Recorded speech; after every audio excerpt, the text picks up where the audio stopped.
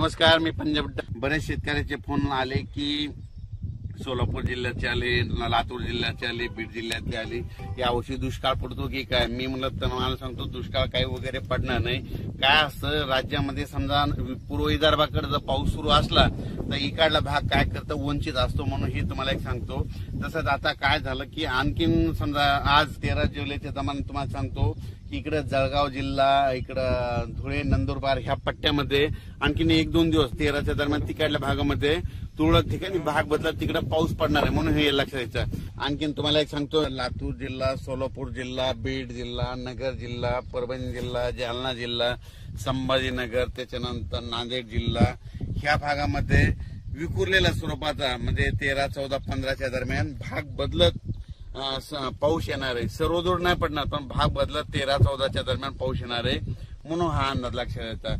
सांगायचं झालं तर राज्यात म्हणजे पूर्व विदर्भामध्ये नागपूर, वर्धा, भंडारा या गोंदिया या पट्ट्यामध्ये आणखीन 2-3 दिवस तिकडल्या भागात पाऊस राहील. पण राज्यात मात्र सर्वदूरचा सध्या तरी पाऊस नाही. पण राज्यात मग तुम्हाला एक सांगू इच्छितो, सध्या तरी विखुरलेल्या स्वरूपाचा भाग बदलत जिथं पडला तिथं अर्ध्या तासाचा, 1 तासाचा, 20 मिनिटाचा, 10 मिनिटाचा असा पाऊस पडणार आहे. म्हणून हा अंदाज लक्षात घ्यायचा.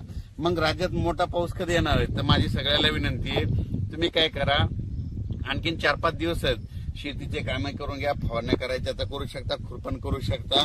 कारण की राज्यामध्ये 17-18च्या नंतर काय होणार आहे, तामिळनाडू, आंध्र प्रदेश आणि कर्नाटक या भागामध्ये आतापर्यंत 1-1.5 महिना झाला पाऊस नाही. मग आता तिकडे पाऊस सक्रिय होणार आहे. म्हणजे ते 17-18 तारखेपासून तिकडे सक्रिय झाल्याच्या नंतर तो पाऊस मध्ये 18, 19, 20च्या दरम्यान मग परत कोणत्या भागात पडणार आहे की ज्या भागामध्ये पाऊस नाही पडला.